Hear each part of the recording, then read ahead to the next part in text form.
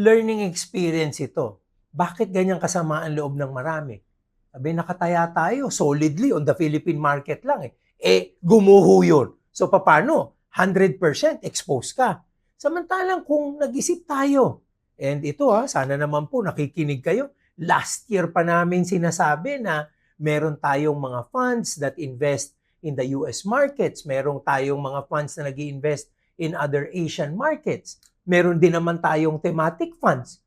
Kung yun, nailagay natin sa ating portfolio, like let's say 60-40 or 70-30, kahit papano, nangyari man ito sa Pilipinas, maganda naman ang takbo ng mga presyo ng stock sa Amerika, sa China.